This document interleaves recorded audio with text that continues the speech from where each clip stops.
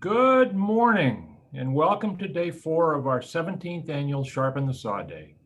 I'm Peter Parts, an EMBA Class 4 grad and one of the volunteers with Sharpen the Saw. We had a great day yesterday with Nick Kahn talking about starting a business from scratch and raising literally millions of dollars. I think the best advice he has is to make sure you have enough money for a 2-year runway, and whatever you think you need, double it. And we got some great tips and advice from Tim and John about things to work on to prepare to sell a company. If you missed any of the 3 prior days' talks, you can easily go back. Jessica posted a link to the presentations in today's Sharpen the Saw reminder. We have 3 speakers today. First of all, Jacqueline Mozrall, who will give us a brief talk about Saunders. Our major presentation is Steve Sasson, inventor of the digital camera. And finally, at the end, a brief talk from Jessica Serpie about the EMBA program. I would like to start out today by introducing Dr. Jacqueline Mozrall, Dean of the College of Business. She's been at RIT for 27 years and has worked as Dean of the College of Business since June of 2014. I have been one of the members of the Dean's Advisory Council for years and have been most impressed with her team building skills. She truly values collaboration in hopes of getting better results. Her engineering background serves her well in analyzing data and using that data to make great decisions. She's doing some amazing things at Saunders, and let me introduce her to tell you more about what's happening here. Jackie, the floor is yours. Well, thanks, Peter. I appreciate that introduction, and I certainly want to thank you for continuing to support this event. This is one of our most awesome alumni events, and it's because of your efforts, along with the EMBA staff, Jeff and Jessica. So it's just a wonderful event, and I'm glad it's continuing. I also want to welcome back all the EMBAers. Thank you for supporting this event. It's great to see so many of you. I've been joining in on some of the talks on some days, and they've been great, and it's been great to see such great attendance. So I'm just going to spend a few minutes and provide you with some brief updates on Saunders College and what's going on. So first, I would like to just share our most recent rankings. Our reputation and brand continues to grow, both at the undergraduate and the graduate level. Our undergraduate and graduate programs are both ranked in the top 100 by US News and World Report. But the most important ranking I want to point out to you is up in the upper right-hand corner, which is our newest EMBA online ranking from US News. And we have broken into the top 20. That is the highest ranking ever for that program. Interestingly, in that top 20 online MBA program category, we are the only EMBA program ranked. And so I guess you could say we're the #1 ranked online EMBA program in the nation. And we're really proud of that, but certainly we need to thank you. It's because of your engagement. It's because of the great things that you're doing that continues to enhance our brand. So keep doing good things, and hopefully that will continue to drive our brand. Jackie, can I just jump in? Can you share screen once more? I don't think we can see it. Oh, okay. Let's see.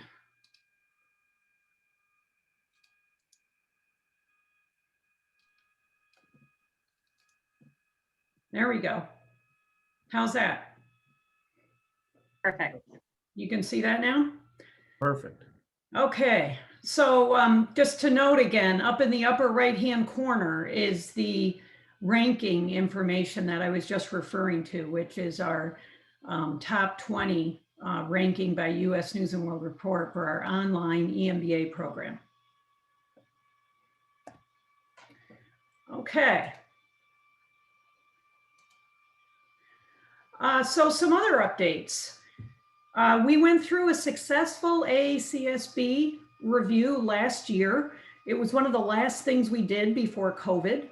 And our accreditation review was very successful, and we were renewed for another 5 years. We had a completely clean review.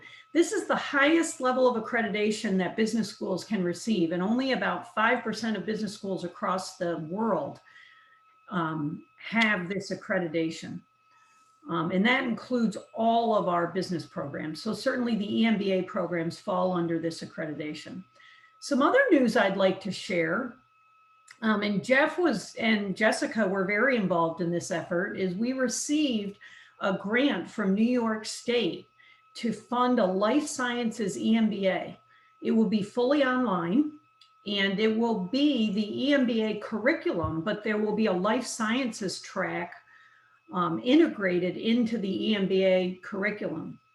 This is supported by New York State, and the idea is to take entrepreneurs or people working at life sciences companies and giving them the skills to continue to churn out life sciences technologies, hopefully within New York State. So we have many corporate partners that are supporting this effort, but we're always looking for more. So if you have any connections with life sciences companies or people that would like to be engaged in this program, either join the program as students or support the program as corporate sponsors or corporate partners, where we might visit the company or use capstone projects from them, we'd be interested to hear from you. As we emerge out of COVID, we are reigniting our executive education efforts. And so I know Jeff will be in touch with you to talk to you about any other executive education needs that you might have. And then finally, I just wanted to share some pretty exciting news that I think the provost shared with you on Monday, which is that we're embarking on a Saunders College expansion. The current building is about 42,000 square feet. We will be adding more than 35,000 square feet, so almost doubling the size of the building. And the project will be over $18 million. Of course, I don't even like to talk to the architects anymore, because whenever I talk to them, the price seems to keep going up. So it's 18 million plus. I'll just leave it at that. We're doing a great job on raising funding to support this effort. We've raised over $16 million through gifts from friends and alumni, as well as we recently received a higher education New York State sponsored grant for $4.7 million. We plan to break ground this fall, and the building should be complete in the spring of 2023. I think, as most of you know, we do have state-of-the-art facilities, and we've done everything we can possible to try to impact the existing facilities, including the Skolarski Center for Business Analytics, as well as the Labazzo Center for Executive Education, which we fondly refer to as the EMBA room. We also have the RedCom Active Learning Collaboratory that supports project-based learning. And we have a tutoring center, but we've gone almost as far as we can to really continue to execute on our mission to enhance that community, to enhance the student experience and engage in better ways with our community. We need to keep building. And so I'll just briefly show you some pictures, some initial pictures. So up in the right-hand corner is the expansion, and that's on the east side of the existing building. You can see the corner of the building on the far right side. So it will be placed on the east side towards the turf field. The lower level is going to be an auditorium and student team rooms. The third floor will be applied research labs and case analysis rooms. And the fourth floor will be an event space. So nothing will make me happier than to welcome you to Sharpen the Saw, hopefully in 2023, into one of our new event spaces. It will have a new auditorium that'll seat about 140 people. And it will also have a multifunctional event space on the 4th floor that can be set up lecture style or to host dinners and workshops and conferences. So this is going to really transform the educational environment. But one of the most exciting pieces of news related to this expansion is the fact that we are going to be able to take existing space and repurpose that as a dedicated EMBA and executive education suite. And so I think, as many of you know, if you walk into the main entrance of the building and you have a lobby right here, and off to your right is the EMBA room. And if you go up this small set of stairs and you go down the hall, you would get to where the staff sits, which is along this east hallway. But it's really just a collection of offices where they sit. Now we will actually repurpose the dean's office to be the EMBA suite, and it will have a dedicated conference room. It will have dedicated workspaces for you. And then all of the staff will sit in this area. And it's really nice because you walk right down this small set of stairs, and the EMBA room and the business activity center where you do lunches is right there. So it will be co-located right next to the EMBA suite. So that is really exciting. And that might even be done before spring of 2023 because it's kind of a standalone renovation. And so with that, those are my updates. Did anybody have any questions for me? And I can't see the chat right now because I'm in presentation. I don't see any questions right now, but if we get any, I'll get them to you after we put this to bed today. Great. Well, thanks again, Peter and Jeff and Jessica, and thanks to all our EMBAers for being here this week. And Jackie, thanks for all you do to make Saunders such an incredible place to call home. Thank you. Thanks, Peter. And I'll stop sharing now. Okay. Let's talk about our next speaker, but first let me give you some history, some of my history. I got my first camera for Christmas when I was 6 years old. I fell in love with photography, and I sold my first picture to the Kettering Oakwood Times when I was 16.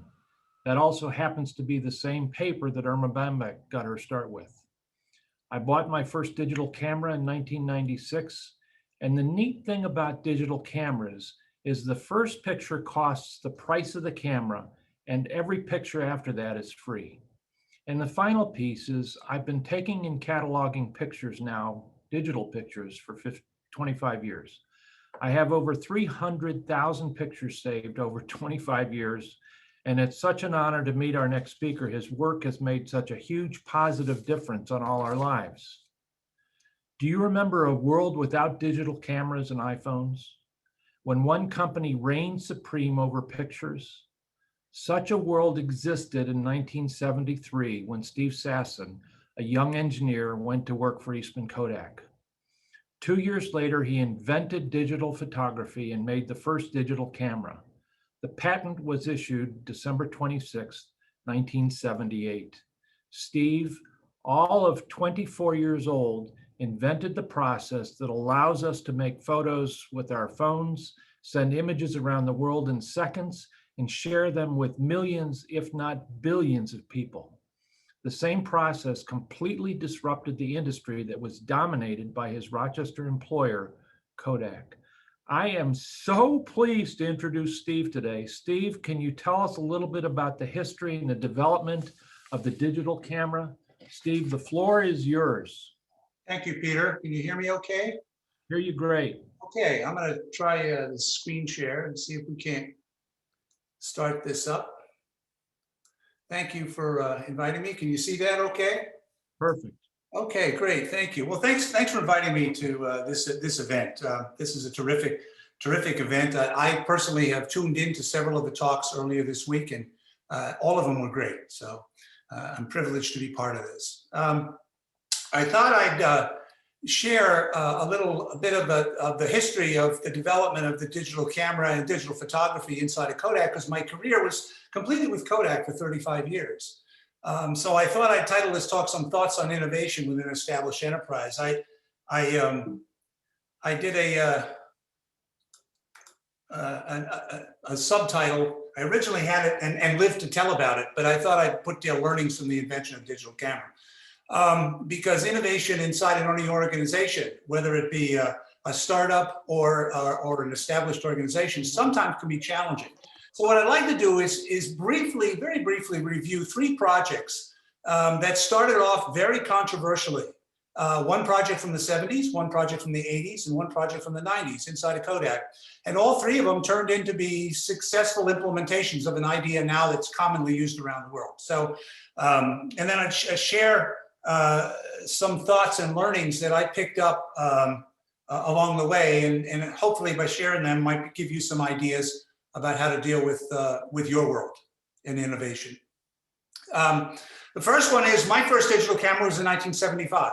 And as Peter mentioned, I had an opportunity to build and develop a digital, what we call a digital camera today. I called it an electronic still camera. And it was built in a playback unit so that it would take pictures and display them on a television set. This camera was demonstrated extensively throughout the spring and summer of 1976 inside of Eastman Kodak Company. Now, what's up here is a small portion of a technical report that I wrote at the end of 1976. See, because of all the conversation we had around what this might turn into, I felt it was my duty to sort of put down my thoughts at the time. And so I put it up here, and if half the people on this call read it, we'll double the number that have done so in the last 30 years or so. Because not many people read it. It was at the back of a technical report. There was no discussion of this. In fact, there was no public acknowledgement of any of the work that I'm about to tell you about for over 25 years. It didn't happen until a picture was taken by a DNC photographer in 2001.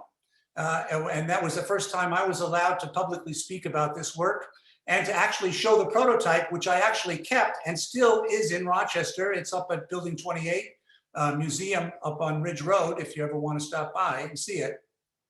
But there was not much discussion about this at all.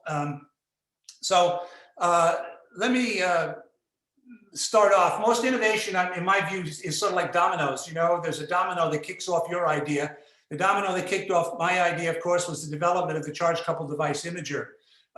Building upon the work of Boyle and Smith and Bell Labs in 1969, Fairchild ended up producing a area array, that is a area array of about 100 by 100 pixels, using the charge coupling technique to move out the charge that was generated optically on the surface of this device. Now, this device was very experimental, and really it started off as a result of a conversation I had with my supervisor, Gareth Lloyd, and he came into me one day and said, this device just became available. Would you like to get one and play with it? And I said, sure, okay. I'd become interested in how light affected silicon. And so I started off a project. I was working in an applied research laboratory at the apparatus division, which was on Elm Grove Road, not too far from RIT. Basically, it was a conversation between Gareth and I that started it off. There was no project description. There was no reports. There was no reviews. It was just me. And I ordered this device. And then I thought, well, if I'm going to sort of measure how this thing works, I've got to get it running. And if I get it running and I want to measure its performance, it might be good to take the output and turn it into numbers. So digitize it. And then if I was going to digitize the output, it would be helpful to store it. So I would store it. And then basically I said, well, if I'm going to store this set of numbers that corresponded to a light pattern, I've kind of taken a photograph. And so therefore it'd be nice to be able to look at what it looks like. And so I'd have to build a device that would reverse that whole process and display it, and hopefully on something more convenient. So I chose a television set. And then the only other goal I had was since it was an all electronic camera, one of the goals I had was to build a camera with absolutely no moving parts. There was no technical reason for that. I just wanted to annoy the mechanical engineers that were nearby. I had part-time help with this. A fellow named Bob Dieger helped me configure the camera that you'll see in a minute. And then most of the debugging and I was working shoulder to shoulder with a fellow named Jim Schickler. Both technicians were just enormously talented individuals and played a big part in any success we had here. I had no budget. I was not allowed to go and buy anything. Nobody told me to build a camera. I wasn't allowed to buy anything. Luckily, I was working in a place that was just full of all kinds of parts. Kodak Apparatus Division Research Laboratory had a tremendous bunch of parts. And I was also in a factory that manufactured a lot of stuff. So by judicious stealing, you could get a lot of stuff for free. And then there was actually no space. So I had no space to basically build this thing. And so we cleaned out a back laboratory, and that's where we built it. It was right in the back. So in summary, our plan was unrealistic. Nobody was paying attention. I had no money, and hardly anybody knew where I was working. So the situation was just about perfect. And this was what resulted after about a year of work. You probably have seen this picture. It's gone around all around the world now in terms of the picture of this camera. It still exists. Like I mentioned, it's up in the Building 28 museum up there.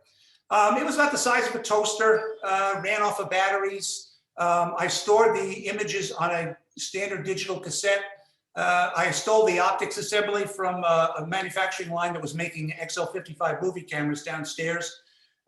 It turned out that the imaging area of the CCD was approximately 2/3 the imaging area of a Super 8 movie film. So I could utilize the optics by judicious placement in the film plane.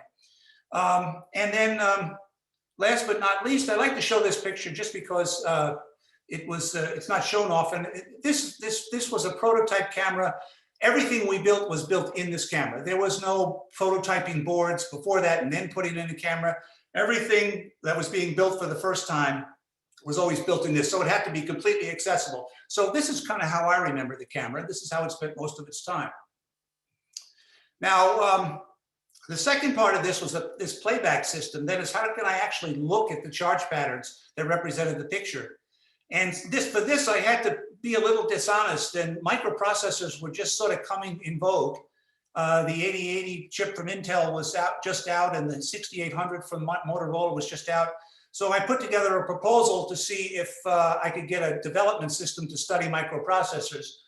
But my real intention was to buy a development system that I could use to build a playback unit out of. So once we got that in, doing some creative writing in the proposal stage, this disappeared in our laboratory, and it was reconfigured into a playback unit, which basically would take the digital information off the tape, reconfigure it in a manner that was compatible with the NTSC color television signal, and then we had to output it as an NTSC television signal. And then I stole the TV set from another lab, and that's what we used as our display. Now, I don't have many pictures about what this looked like, but I have one here that was taken by a Kodak photographer for the purposes of putting in that technical report I referenced earlier. And this basically is just to demonstrate what this thing looked like. It was the typical boy dog transparency, which we use for testing of black and white imaging systems. I put that behind a piece of plexiglass and backlit it. And then I had to have a Kodak photographer, because it turns out that I was not allowed to take pictures inside the company. It had to be taken with a bona fide Kodak photographer. And so he came up and with a film camera took this picture, and you can see that the images weren't really great. They had a lot of artifacts in them. The images themselves were poor. Each pixel was digitized to only 4 bits. We did some scaling with the CRT, but basically it was a rough image, but it was recognizable. And this is indeed what was shown to the management for the balance of 1976. There was probably a dozen or more separate meetings held where I would walk in, take a picture of the person who was sitting on the right, And then the picture was captured in 50 milliseconds and was stored inside the camera in some memory. And then it took 23 seconds to record it to the tape. So during that 23 seconds, I cleverly discussed what this camera was, because nobody had ever seen anything like this. And then I took the second picture of a person who was sitting on the left side. And then when the camera stopped recording, I took the tape out, handed it to Jim, who brought the playback unit in the back of the room, and put it in the playback unit. And 30 seconds later, up would pop their image. So that was the demonstration. I never managed to finish my presentation because the questions started right away, all of which I was really unprepared for, to be honest with you. But you can imagine that proposing such a topic like this inside a Kodak was interesting, controversial, dangerous, I don't know, whatever word you want to use. There was a lot of questions and a lot of pushback. I was very much surprised at the questions they were asking, because I was a technologist, and I thought, since I had spent the last year describing a building, taking all these different forms of technology and putting them into this unique application, that they'd ask me how I managed to build all this, but they didn't. They didn't ask me that at all. They asked me why. Why would anybody want to take their pictures this way? And then the questions built from there. So there's example number one. That was in 1976. I want to tell you now about a second camera about 12 years later or so. We had worked, Kodak had worked a lot on digital photography. You wouldn't have known it because we weren't very public with it, but our investment was significant. And certainly a lot of it was done in the research labs, where they were generating million+ pixel imagers using Bayer's CFA arrangement. They were building some of the biggest imagers in the world, but they really weren't talking about it too much. And our work at apparatus division was, we were looking at cameras. So this time we had done significant work in image compression, putting it in a product called the transceiver a couple of years before this, working with Dr. Majid Rabbani, who was a compression expert at Kodak. And he was the guy who basically told us that we should use discrete cosine transform. So we had developed algorithms for that, and then we implemented that in this camera. I went to a camera designer, his name was Robert Hills. He was a master camera designer. He had designed cameras for every single film format known to man. And when I went to him, he said, sure, I'd love to build this crazy camera, but it's got to look like a camera and act like a real camera, not something that you would build. He was a Scotsman, and he's a little feisty. But he was a great camera designer. We worked with Chinon, used Chinon parts, and we built this camera. We built a half a dozen of these. One of these still exists. It's on display at the Patent Museum down in Alexandria, Virginia. So if you're ever down there at the US Patent and Trademark Office, if you go to the museum, you'll see it there. And this camera was introduced in operational in late 1988, 1989.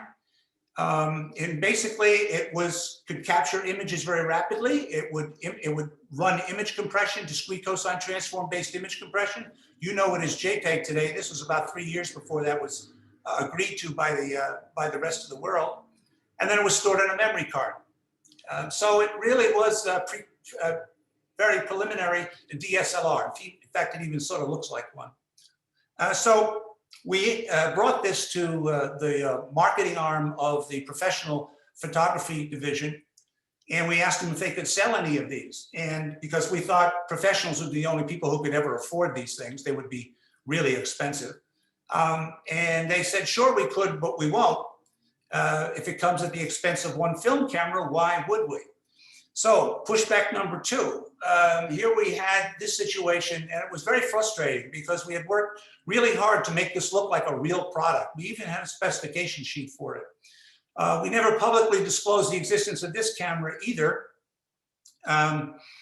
However, after we got pushback on this, Bob, who had little patience for these guys, basically said he's going to go back to designing real cameras. And so I was given an opportunity, which I'll talk about next. But before we did, I suggested we file an intellectual property invention disclosure on the concept and architecture behind this camera, because we thought it was kind of unique. And Bob said, well, you fill it out, I'll sign it. And so it's basically what we did. And it turns out that that patent actually was issued. It's called the 107 patent, and it was issued in 1991 to Bob and myself. And it turns out that even though nobody paid attention to it, it was when the patents started getting the intellectual property wars around digital photography started to heat up in the late 90s and early 2000s. It was this patent plus several others that were key to Kodak's licensing program. And so what you see here is just one of the reactions of an independent observer of what the patent was. And so when we were approached, Kodak was actually approached by Japanese companies saying that they had invented digital photography. And of course, Kodak was a little upset about that. So they dragged out some of these patents and turned it into an intellectual property licensing program. And there were several cases. I was involved in a lot of these. I was working with the licensing division in the early 2000s on this. And I would just like to say that even though there were only four patents primarily involved in a lot of these litigations, Kodak probably made considerably more revenue and profits off of the licensing program than they ever did off of any of the hardware that they ended up selling. So it was an interesting take. We never thought about that when we filed, but it turned out to be a good thing. And let me jump to a third one. This is in the mid 90s or so. Now, I had moved off to go into thermal printing. I'd worked on cameras most of my career, and I thought, well, they're not interested in cameras, so let's see what they are interested in. And they were interested in printers. So there was a thermal dye sublimation technology which Kodak had put into a couple of printers, and they asked me to take over a program to be the chief engineer on a major development of what's called a small platen thermal printer. And basically it was to print out photographic prints and photographic transparencies for an office place environment. It would use the dye sublimation ribbons that were manufactured by Kodak. Kodak had put in over $60 million worth of gravure presses in Colorado. So I knew they were serious about this. So I accepted the assignment, and it was about 3 years of intensive learning on my part about how to commercialize something that was a real photographic product. And it turns out that we really missed the target on the market for this. It wasn't in the office place. It was actually some clever people in another part of the company that came up with the idea of a kiosk.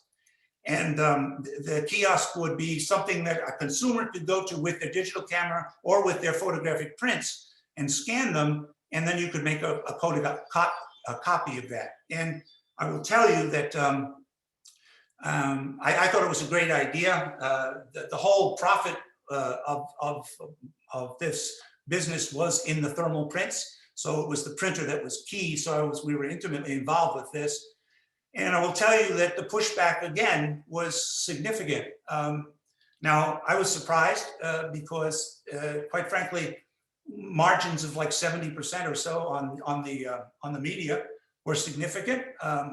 However, there was pushback on the part of marketing because they thought that it might offend some of our existing customers who made a lot of money off of making prints. And so we were taking that away from them. So again, there was a lot of pushback. And if it wasn't for a division in Australia that actually owned the channels and they started using this thermal kiosk with the thermal printer, and they started making boatloads of money, they wouldn't have adopted it in the US and Europe, which they did a few years later, and probably is the most successful digital business that Kodak ever had, and it still exists in the form of Valeris today.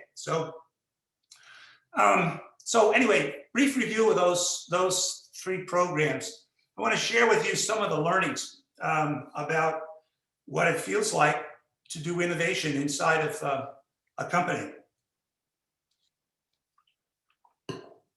A picture says it all. I think you're constantly sort of heading uphill, struggling, and you're not sure what you're going to find when you get to the top of the hill. So I want to share. These are my personal observations, personal learnings about this. I want to talk a little bit about the culture that you're working with and how you'll have to be aware of it and conscious about it and adapt to it. Talk about friends and support levels that you get inside your organization. Talk about public relations. That is the ability to communicate your new idea, even though you're just inside, might be just inside your company. Roadblocks, how to deal with the inevitable no factory that most companies have very well developed no factories. How to deal with those and keep your spirits up as you go forward. And then some personal things that I've observed over the years with the many inventors and innovators I've had the distinct honor of working with, and what makes them more effective. Let me just talk about culture first, because I think it's something we don't think about much. As an innovator, you've got a great idea and you just throw it out there, and you have to, you don't really think about what the environment is you're throwing your idea into. I talk about speaking to your culture. I would say wherever possible, take a look at what your environment, your business unit, your management, your decision-making apparatus, what they value, and try to put it in culturally familiar terms. I'll give you an example. From the first prototype camera, one of the things you might remember from the specifications is I classified it as holding 30 images. Well, I must tell you that one of the most exciting aspects of this when I was working on it is I could store hundreds of images on those tapes. Okay, I thought that was really exciting. But I elected to consciously put 30 down, halfway between 24 and 36, the two consumer film lengths at the time, just to avoid the issue of how to deal with hundreds of images, just to make the idea seem a little bit more culturally familiar. I mean, the main aspect of this was basically photography, all electronic photography. So I didn't want to really get into another set of arguments. And by the way, if somebody else came up with the idea and suggested it in a meeting, I'd say, great idea. Now I have an ally, right? Think about that. Try to keep your concepts simple, and think about how your culture, what terms you can use to make it more culturally acceptable. The takeaway is, if you find yourself challenging your organization's culture, don't. Use it wherever you possibly can. Friends. This is something we don't talk about much either. You know, when you have an idea, usually you'll have a lot of private support. At the lunch table, walking down the hallway, in the parking lot as you're going out, you talk to people and you get a lot of support. But you'll find out when you get into sort of the more public areas of discussion, in meetings, in front of big managers or whatever, tends to quiet down, okay? I think you have to expect that. That is not a failing on the part of anybody, because it has to do with innovation, has to do with is generating questions. And quite frankly, all of us feel like we're paid to come up with answers. And we are, but really innovation is about coming up with questions, good questions about what possibly could be and where this could go, okay? So it's uncomfortable not knowing, to propose a question you don't know the answer to. And if it's uncomfortable for you, it's really uncomfortable for your friends. One example of this, one day when I was walking to display the first prototype camera, my laboratory was just down the hallway from this one conference room where we displayed them. And a friend of mine, a good supporter of mine, happened to be walking through the open conference room where the audience was gathering for my presentation that day. And he looked in and he looked around the room, and then he saw me coming down the hallway carrying my odd looking camera. And he walked up to me and he said, you going in there? And I said, yeah, that's my meeting. He said, he smiled at me and he said, I'm glad I'm not you. And then he walked away, right? I mean, he's basically saying, I support you and everything, but right now I would not, because he saw the people who were in there and he knew them, okay? So it's uncomfortable for your friends to know that. So basically recognize that. And so expect it in your normal course of operations here. Public relations. Here's something that I totally underestimated and I missed a lot. You're proposing a change. Might be a really big change. It has to be communicated. We have very little training in this, especially internal to a company, okay? And so you have to focus on what your audience is sensitive to. Here's a good thing not to do, okay? An example. When I was proposing the first digital camera, I was asked by Gareth to send out meeting notices. He would generate the list of people we were going to show it to. I would send out the meeting notice, and I had to entitle the meeting. So what did I entitle the meeting? A demonstration of filmless photography. A bad choice of title, given the audience, right? So you have to pay attention to that, because you can be on the wrong side of this thing the minute you walk in the room with stuff like that. So I would say also, you will be pointed out, the shortcomings of your idea will be pointed out to you right away. I would say don't spend a lot of time defending the shortcomings, if indeed they are true shortcomings and you recognize that, okay? And also the derivative to that, or the corollary to that, is don't spend any time at all discounting the present approach that your new idea may be replacing or augmenting or changing, okay?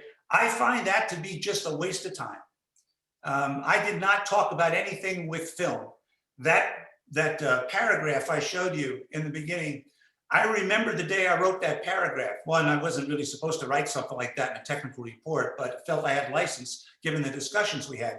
But it took me a long time to come up with that first sentence, because I didn't want to say anything negative or counter to photographic film. Okay, I didn't want to do that, because once you start down that road, it sort of becomes emotional for people who spent their life doing this, and then your motives start to be challenged, and that's not a good place to be. So I say focus on the ideas being challenged, not your motives behind it. Roadblocks. I like this one because this happens to everybody. You come up with an idea, and then you come up with, you get fed basically expert opinions about why something won't work. I don't have time to tell you all the times I heard, all the subjects, all of the reasons I heard over the 30 years or so that it took digital photography to take root, why that cell phone that's in your pocket or purse right now would never exist. And they were brought up by well-meaning experts in their field that knew the limits of operation of their field quite well. My suggestion here, what I found to be helpful, is listen to the objections, because they're probably relevant, at least today. And then faced with a roadblock you can't do anything about, I would just say, just imagine it's gone and go on working on your idea. And I will tell you, because most of the innovations and changes didn't come from the photographic world. They came from the electronics world, from the IT world, that came together and created the environment that the digital camera became successful in. And so the takeaway here is, remember, you don't have to invent everything, even though they'll challenge you to do that. And then finally, these are personal Ps. That's what I call them. The thing to recognize is when you come in and propose an idea, they are not evaluating your idea, they're evaluating you. You as a person, how you present yourself, how you deal with failure, how you deal with pushback. That's why you'll get a no almost invariably to a new idea, because they just want to see how you deal with no, right? Because you're going to deal with that a lot. So I want to talk about three aspects: the patience, persuasion, and persistence. And for patience, here's something that I just caution. You know, I was 24 years old when I was first proposing this idea, and I was in my mid-30s or so when we were working on eCam, and I wasn't as patient as I should have been. I think I just recommend that even though you've been thinking about an idea and you've been building it up in your mind for a long time and you're thinking about it very positively, take a breath. You've had time to get comfortable with the idea. Your audience has not, okay? Basically, the universal fact is that the present state is comfortable and what you're proposing is not. Even though it might be comfortable to you, it's not comfortable to them. I would say one of the pushbacks I got when I was proposing this for the first prototype camera, the pushback that I got was people will never want to look at their pictures on a television set or electronically. They just won't. Prints have been around for 100 years. No one is going to prefer electronic imaging, viewing. That was right at that time, but it wasn't right as time went on and other inventions took place. But it was a natural pushback, and I couldn't answer that question at the time. So my point here is be patient with that resistance. Okay, and get used to the questions. And the more pushback you get, take some comfort in that you're being heard, that you're being listened to, that you're not being ignored. If people are thinking about ways to derail your project, they're thinking about your project. And so you just got to get comfortable with that. Persuasion. Here's something that we don't really practice this too much. It's about listening, reason, and emotion. And I know that you say the word emotion to engineers and it's not good, right?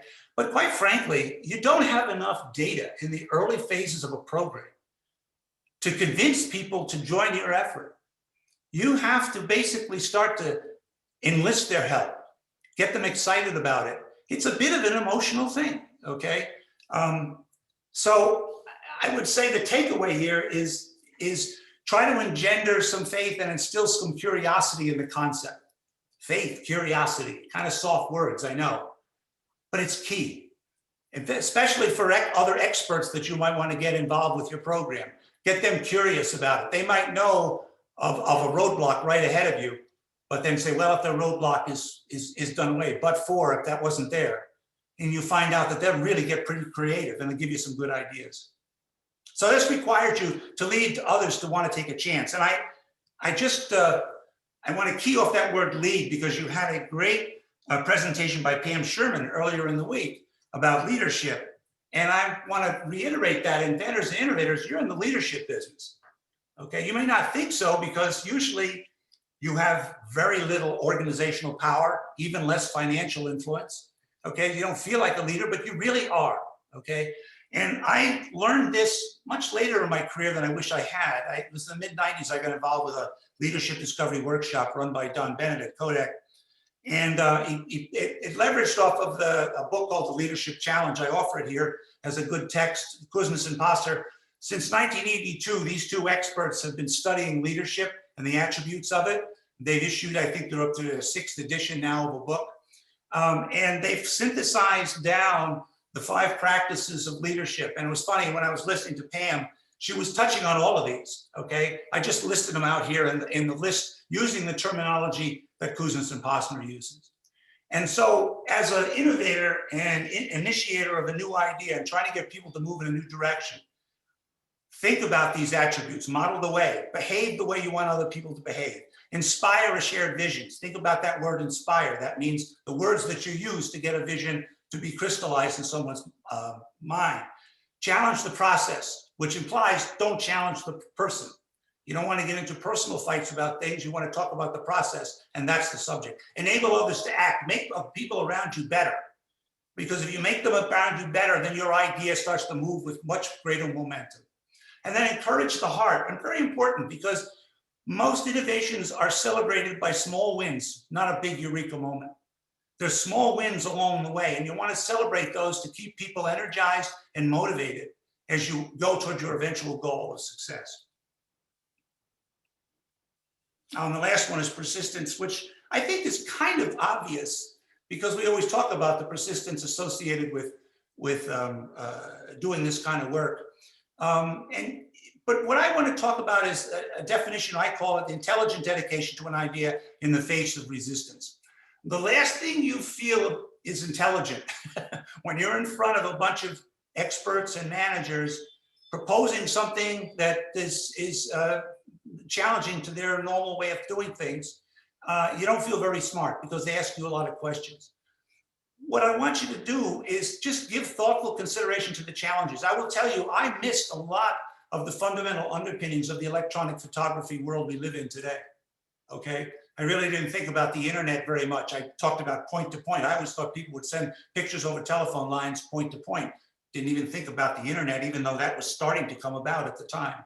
And wide bandwidth connections and color printing in local areas and stuff like that. So my point is your idea is going to change as the world evolves. And so I would basically say, don't let the challenges dilute your enthusiasm. Use them to create new ideas and offshoots of your idea and use them to fuel your idea and get you going on it, okay? So that's my talk Peter, I tried to keep it to about 30 minutes or so. I wanted to end it by saying thank you very much. I appreciate the opportunity to meet with you all today. Steve, it's been a great honor. We've got just a couple questions. Do you have time for maybe two Oh, questions? yeah, sure. From Ivan, do you think if you had a change management professional on your team, would your paths have been easier? Change seems to be the biggest challenge. Well, it's good to have friends. It's good to have people to support you. And I will tell you that I was never told not to work on this. I worked continuously in digital imaging, digital photography since 1975 at Kodak. I was never told not to work on it. There was one quote that was told to me by Gareth Lloyd that he had met with one of the top managers in the company. We had showed him the camera, took his picture, and he was walking out. Gareth asked, should we continue working on this? And he said, yes, continue working on it. I hope you fail. All right, so there it was. It was very clear. They got it. Don't think Kodak management didn't get what was going on here. So management supported it. They spent millions, hundreds of millions of dollars doing R&D on digital imaging, okay? They never told anybody about it because it would create an issue with the present marketing arms and talking to our present customers. So they supported it. So I don't think it's as simple as just having a change agent involved. It has to be someone who, it has to be sort of a momentum you have to get behind it. And by the way, you can't avoid resistance. It will be there. We have one more question. We have 177 people signed up for this presentation today, Steve. If there was one piece of advice that you would give those people, what would it be? One piece of advice. Stay curious. Stay curious. Stay curious. I honestly, I really mean it. I mean, sometimes to drive a new idea in the face of inevitable resistance and pushback, sometimes all you have is the energy that comes from your innate curiosity and trying to see, well, what's over the hill? What's at the top of that, when that elephant's going up the hill? What's at the top of the hill? That sort of kind of sustained me because quite frankly, I couldn't talk about any of my work for decades. But quite frankly, it was really energizing to be around other people, and we kept discovering things and learning things. And that's sort of what energized me, was the curiosity of feeding my curiosity with testing and experimentation. If you come to my office today, I've got a sign that says collision zone, please crash in. If you come to my office tomorrow, I'm going to have and stay curious sign up right underneath it. Okay. Wonderful. It's been a great honor to have you. Wonderful to meet you. Thank you so much for being our teacher today. Oh, it's my pleasure. Thanks so much for inviting me. Thanks. Our last speaker is Jessica Serpie. She's Assistant Director of Marketing for the EMBA program and Executive Ed. She's been a big part in everything that you've seen and all the work that's been done this week. Jess, thank you for your help. Let me introduce everyone to Jessica Serpie. Thank you. Thank you, Peter. Thank you, everybody, for being here today. This is our first ever virtual Sharpen the Saw. And if you'll remember, about this time last year is when campus closed. So it was day one of Sharpen the Saw that we had our Thursday night dinner planned, and we had found out that morning that campus would be closing. So here we are a year later. I think we've learned quite a bit from hosting this event virtually in ways that may enable us to make changes in the future. We had really double the registrations that we have on any typical year of Sharpen the Saw. So we're so happy to be able to engage even more of you and look forward to finding ways that we can do that in the future. I just wanted to give you a quick update on our EMBA programs and let you know, what's been going on the past year or two. So when COVID-19 hit, our on-campus classes, of course, moved to an online model. There was really, they really didn't miss a beat. So we obviously have our online format, and it was very easy to transition our on-campus students onto online format. Our August cohort that came in for on-campus have been on campus since they began. So we're following all health and safety protocols. We found some creative ways to use spaces, and that class is moving forward on campus, which is great. And I just wanted to make a note to all the students who have been in this program during the pandemic. It's really amazing just seeing the resilience that they've had. You know, a lot of classes deal with challenges. We have students getting married in every class, having children, unfortunate things happening in families. This class has all of those events on top of working their normal full-time jobs, going through the executive MBA programs during a global pandemic. So we just wanted to kind of give a shout out to them and really how amazing it's been watching them go through the program. So a few updates, obviously, in 2020, we did not travel internationally. We are planning to move forward with an international trip this October. All of the students who were unable to travel are given the option to either travel with us this year or next year. We will keep things a surprise, you know, the best kept secret in the MBA program. So we'll give them the option before we announce any location for this year, and they'll be able to still share that experience with the current cohorts. We were able to still hold international consulting projects. So last year, our trip was scheduled for Colombia, and we were able to connect all of our students with companies in Colombia so that they could fulfill that portion of the class. And that worked really well. That was a really great experience all around.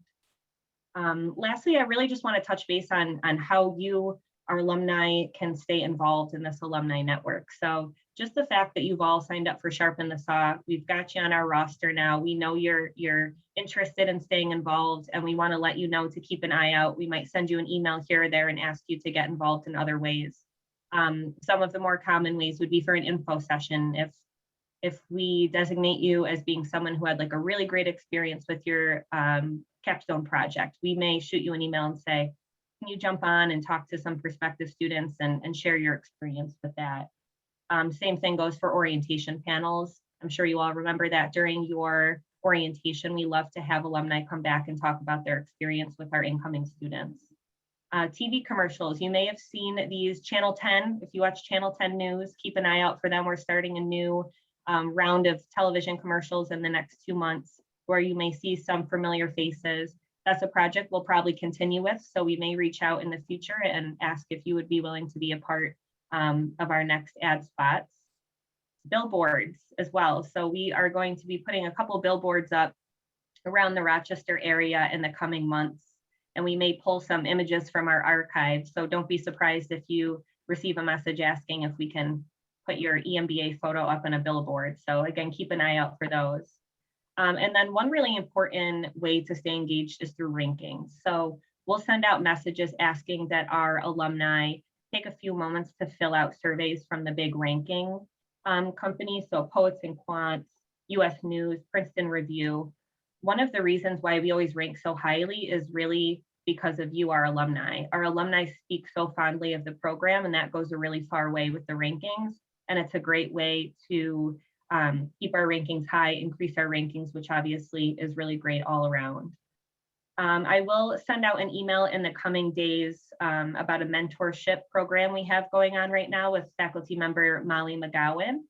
She's in search of EMBA alumni who are interested in mentoring freshman students. So this is happening on April 12th and 13th in 1 hour blocks. You can sign up for one block, multiple blocks. And it's a way to connect with younger Saunders students and give them your feedback on various business plans. So keep an eye out for the information about that. Lastly, this is probably one of the more exciting ways that we try to engage with our alumni, and that's through the international trip. If you refer to students who are then enrolled in the program, we would love to send an invite for you to join us on an upcoming international trip. So we know that you guys know more than anyone how to vet incoming students. So we really trust your judgment. We're looking for like-minded individuals. We have great numbers for both our online and on-campus classes, but we're always looking for those referrals. So yeah, in the probably early next week, I'll send out a recap email of some materials through that went out throughout all of the programming, as well as all of the links. And I will also include a survey. So if you have any feedback that you'd like to give on the experience and the programming this week, we would love to hear it. We'd love to hear creative ideas of ways we can kind of do a hybrid or combine things in the future when we can return to campus. So please feel please feel free to share all of your thoughts. And thank you again. Jessica, I just want to say thanks again for all you've been absolutely.